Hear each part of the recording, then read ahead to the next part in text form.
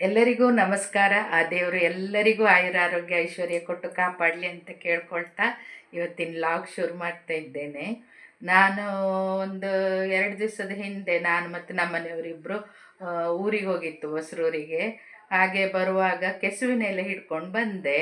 ಅದರದ್ದು ಪತ್ರೊಡೆ ಮಾಡುವ ಅಂಥೇಳಿ ಅದನ್ನು ನಾನು ನಂದು ಫ್ರೆಂಡ್ ಸೆಲಿನಕ್ಕ ಅಂತೇಳಿ ಇದ್ರಲ್ಲ, ಅವರದ್ದು ತೋಟದಲ್ಲಿ ತಗೊಂಡು ಬಂದದ್ದು.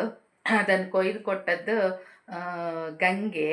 ಅಂದರೆ ನಮ್ಮದು ನಾನು ಮದುವೆ ಆಗಿ ಹೋದಾಗದಿಂದ ನಮ್ಮನೆಗೆ ಅವಳು ಬರ್ತಾ ಇದ್ಲು, ಏನಾದ್ರು ಹೆಲ್ಪ್ ಬೇಕಾದ್ರೆಲ್ಲ ಮಾಡಿ ಕೊಡ್ತಾ ಇದ್ಲು ಅವಳು. ಮತ್ತು ಅವಳ ಗಂಡ ಆ ತೋಟ ನೋಡ್ಕೊಳ್ತಾ ಇದ್ರು. ಅವಳು ನನಗೆ ಕೊಯ್ದು ಕೊಟ್ಲದು ಕೆಸುವಿನ ಎಲೆ. ಮತ್ತು ಇದು ಹಲಸಿನ ಹಣ್ಣು, ಒಂದು ಸಣ್ಣ ಹಲಸಿನ ಹಣ್ಣು. ನಂಗೆ ದೊಡ್ಡದಾದರೆ ಹಿಡ್ಕೊಂಡು ಬರ್ಲಿಕ್ಕೆ ಆಗೋದಿಲ್ಲ, ನೀನು ಈ ಕೊಡೋದಾದ್ರೆ ಸಣ್ಣ ಹಲಸಿನ ಹಣ್ಣು ಸಾಕು ನನಗೆ ಅಂತೇಳಿ ಒಂದು ಸಣ್ಣ ಹಲಸಿನ ಹಣ್ಣು ತಗೊಂಡು ಬಂದೆ. ನಾನೀಗ ಪತ್ರೊಡೆ ಮಾಡಲಿಕ್ಕೆ ಏನೆಲ್ಲ ಬೇಕಂತ ಹೇಳ್ತೇನೆ.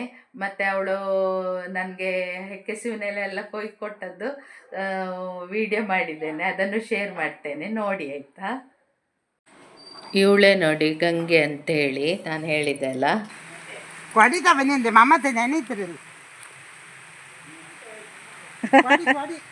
ಅವಳದು ಹಲಸಿನ ಹಣ್ಣು ಬೇಕಾ ಕೇಳ್ತಾ ಇದ್ಲು. ನಾನು ಅದಕ್ಕೆ ಸಣ್ಣದಿದ್ರೆ ಸಾಕು, ಮತ್ತು ದೊಡ್ಡದೆಲ್ಲ ತಗೊಂಡು ಹೋಗ್ಲಿಕ್ಕೆ ಆಗೋದಿಲ್ಲ ನನಗೆ ಅಂತ ಹೇಳ್ತಾ ಇದ್ದೆ. ಅವಳಿಗೆ ನಿಂದು ವಿಡಿಯೋ ಮಾಡ್ತಾ ಇದ್ದೆ ಅಂತ ತಮಾಷೆ ಮಾಡ್ತಾ ಇದ್ದೆ ನಾನು. ಮೊನ್ನೆ ಮಾತಾಡ್ಸೋ ಪುರ್ಸೊತ್ತಿಲ್ಲ ಜಕಣಿಯೊಳಗೆ.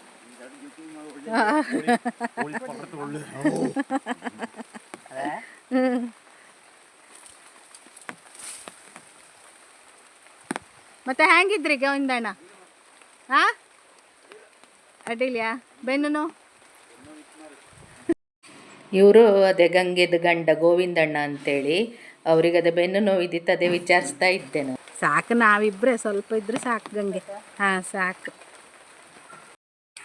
ಅವಳಿಗೆ ಪುರ್ಸೊತ್ತೇ ಇರೋದಿಲ್ಲ, ಆದರೂ ನನಗೋಸ್ಕರ ಒಂಚೂರು ಎಲೆ ಮತ್ತು ಹಲಸಿನ ಹಣ್ಣು ಕೊಯ್ದು ಕೊಟ್ಲು. ಆಮೇಲೆ ನಾವು ಮೈದುನ ಮನೆಗೆ ಬಂತು.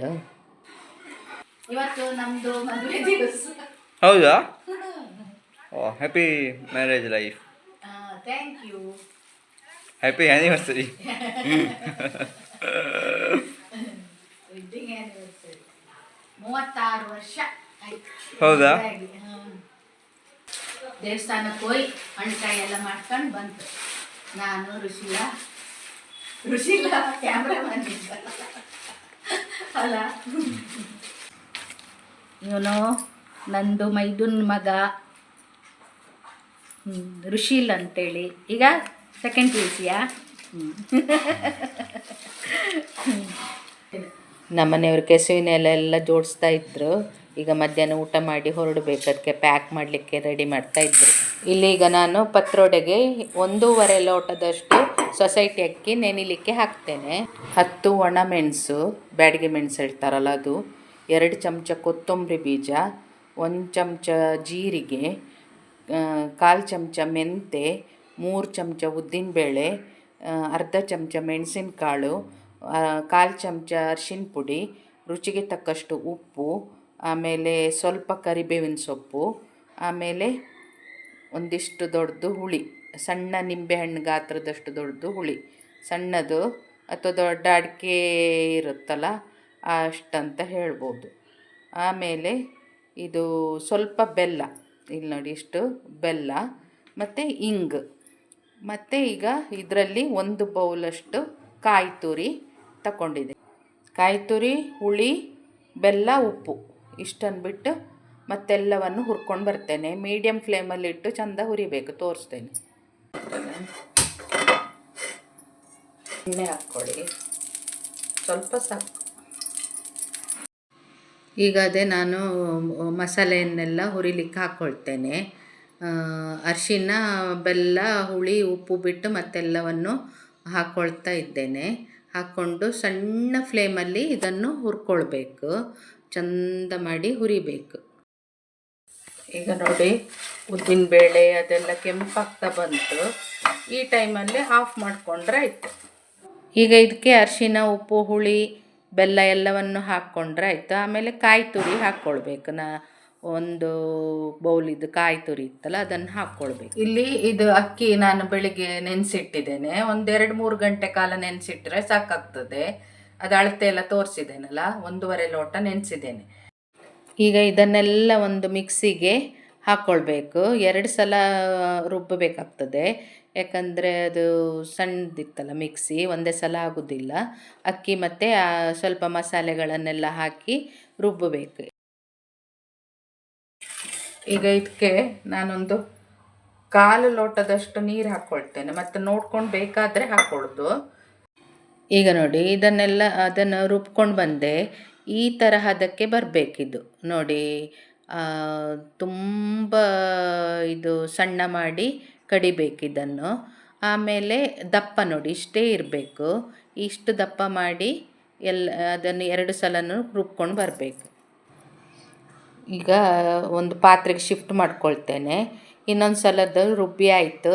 ಅದನ್ನೆಲ್ಲ ಈಗ ಚಂದ ಮಾಡಿ ಕಲಿಸ್ಕೊಳ್ಬೇಕು. ಅಂದರೆ ಎಲ್ಲದು ಎರಡೂ ಬೇರೆ ಬೇರೆ ಮಿಕ್ಸಿ ಮಾಡಿದ್ದಲ್ಲ, ಹಾಗಾಗಿ ಸರಿ ಮಿಕ್ಸಿ ಮಾಡ್ಕೊಳ್ಬೇಕು. ಇಲ್ಲಿ ಈಗ ನಾನು ಇದು ಕೆಸುವಿನ ಎಲೆಯನ್ನು ತಗೊಂಡು ಬಂದಿದ್ದೇನೆ, ಚಂದ ತೊಳೆದು.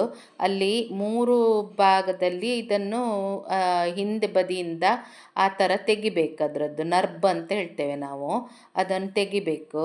ಇಲ್ಲದಿದ್ದರೆ ಅದು ಬಾಯಿ ತುರಿಸ್ತದೆ ತಿನ್ನುವಾಗ. ಅದಕ್ಕೆ ಈ ನರ್ಬನ್ನು ತೆಗಿಬೇಕು. ಪ್ರತಿಯೊಂದದ್ದು ಈ ಥರ ತೆಗೆದು ಇಟ್ಕೊಳ್ತೇನೆ. ಈಗ ನೋಡಿ ಎಲ್ಲ ತೆಗೆದಿಟ್ಕೊಂಡೆ ಕ್ಲೀನ್ ಮಾಡಿ. ಆಮೇಲೆ ಈಗ ಹಚ್ಚೋದು ಯಾವ ಥರ ನೋಡಿ, ಒಂದು ಎಲೆಗೆ ತೆಳುವಾಗಿ ಹಚ್ಕೊಳ್ಬೇಕು. ಹಚ್ಕೊಂಡಾದ ಮೇಲೆ ಆಮೇಲೆ ಅದರ ಮೇಲೆ ಇನ್ನೊಂದು ಎಲೆ ಇಡೋದು. ಆ ಥರನೇ ಪ್ರತಿಯೊಂದನ್ನು ಮಾಡಿ ಫೋಲ್ಡ್ ಮಾಡಿ ಇಡ್ಲಿ ಅಟ್ಟದಲ್ಲಿ ಬೇಯಲಿಕ್ಕೆ ಇಡೋದು. ಇಲ್ಲೀಗ ನಾನು ತೋರಿಸ್ತಾ ಇದ್ದೇನೆ ನೋಡಿ, ಆ ಥರನೇ ಮಾಡ್ಕೊಳ್ಬೇಕು. ದಪ್ಪ ಬೇಕಾದರೆ ಇನ್ನೊಂದು ಸ್ವಲ್ಪ ಒಂದು 7-8 ಎಲೆ ಹಾಕ್ಕೊಳ್ಬೋದು. ಇಲ್ಲಿ ನಾನು ಒಂದು 5-6 ಎಲೆ ಹಾಕಿದ್ದೇನೆ, ನಾವಿಬ್ಬರೇ ಅಲ್ಲ, ಸ್ವಲ್ಪ ಸಾಕಾಗ್ತದಂತ ಸ್ವಲ್ಪನೇ ಮಾಡಿದ್ದೇನೆ ನೋಡಿ. ಅದು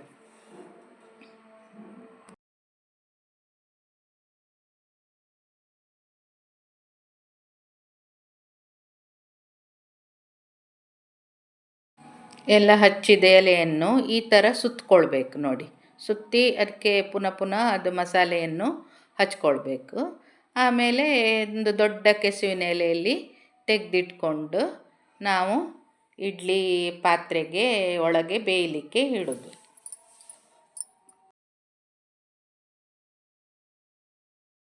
ಇದೀಗ ಇಡ್ಲಿ ಅಟ್ಟದಲ್ಲಿ ನೀರಿಟ್ಟು ಮೊದಲೇ ಕುದಿಲಿಕ್ಕೆ ಇಟ್ಟಿದ್ದೇನೆ, ಹಾಗಾಗಿ ಬೇಗ ಆಗುತ್ತೆ.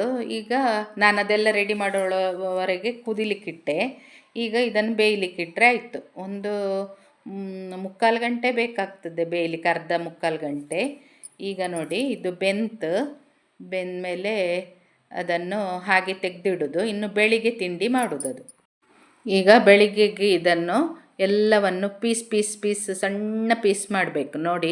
ಎಷ್ಟು ಒಳ್ಳೆ ಬಂದಿತ್ತು ಅಂದರೆ ಮೃದುವಾಗಿ ಬಂದಿತ್ತದು.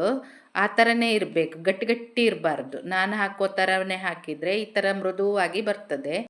ಇಲ್ಲಿ ಬಾಣಲೆ ಬಿಸಿಗಿಟ್ಟು ಅದಕ್ಕೆ ಒಂದು ಸ್ವಲ್ಪ ತೆಂಗಿನೆಣ್ಣೆ ಹಾಕ್ಕೊಂಡು ಅದಕ್ಕೆ ಸಾಸಿವೆ, ಆಮೇಲೆ ಉದ್ದಿನಬೇಳೆ, 1 ಚಮಚ ಉದ್ದಿನಬೇಳೆ, ಅರ್ಧ ಚಮಚ ಸಾಸಿವೆ, ಆಮೇಲೆ ಕರಿಬೇವು ಮತ್ತು ಒಣಮೆಣಸು ಇಷ್ಟನ್ನು ಹಾಕ್ಕೊಂಡು ಸರಿ ಫ್ರೈ ಮಾಡಿಕೊಂಡು, ಅದು ಕೆಂಪಾದ್ರೂ ಕೂಡಲೇ ಉದ್ದಿನಬೇಳೆ ಎಲ್ಲ ಇದು ನಾವು ಪೀಸ್ ಮಾಡ್ಕೊಂಡಿತ್ತಲ್ಲ ಅದನ್ನೆಲ್ಲ ಹಾಕ್ಕೊಂಡು ಒಂದು ಸ್ವಲ್ಪ ಬೆಲ್ಲ, ಅಂದರೆ ಅದಕ್ಕೆ ನಾನು ಕಮ್ಮಿ ಹಾಕಿದ್ದೇನಲ್ಲ ಬೆಲ್ಲ, ಅದಕ್ಕೋಸ್ಕರ ಸ್ವಲ್ಪ ಬೆಲ್ಲ ಹಾಕ್ಕೊಂಡು ಪುನಃ ಇದಕ್ಕೆ ಕಾಯಿ ತುರಿ ಹಾಕ್ಕೊಂಡು ಸರಿ ಮಗ್ಚಿದ್ರೆ, ಬಿಸಿ ಮಾಡಿ ಸರಿ ಮಗ್ಚಿದ್ರೆ ನಮ್ಮದು ಬೆಳಗಿನ ತಿಂಡಿ ಪತ್ರೊಡೆ ರೆಡಿ ಆಯಿತು.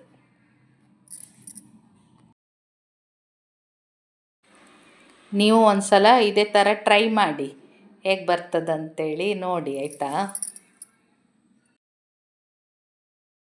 ಇದು ಈಗ ನಾನು ಸ್ವಲ್ಪ ಅದರಲ್ಲಿ ತೆಗೆದಿಟ್ಟಿದ್ದೆ, ಅದನ್ನು ಈ ಥರ ಪೀಸ್ ಮಾಡಿಕೊಂಡು ಇಲ್ಲಿ ತೋರಿಸ್ತಾ ಇದ್ರಲ್ಲ ಅದೇ ಥರ ಪೀಸ್ ಮಾಡಿಕೊಂಡು ಇಟ್ಕೊಳ್ಬೇಕು.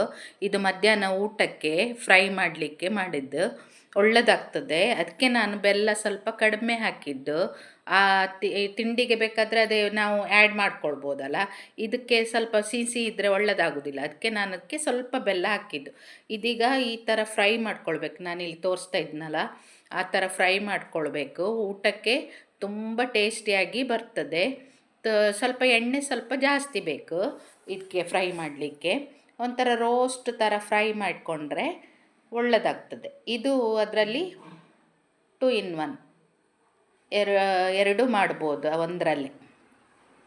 ಪತ್ರೊಡೆ ಮಾಡಿಕೊಂಡ್ರೆ ಎರಡು ಮಧ್ಯಾಹ್ನ ಊಟಕ್ಕೆ ಈ ಥರ ಮಾಡಿಕೊಂಡ್ರೆ. ಅದೇ ಬೆಲ್ಲ ಸ್ವಲ್ಪ ಮಾತ್ರ ಕಡಿಮೆ ಹಾಕ್ಕೊಳ್ಬೇಕು ನೀವು.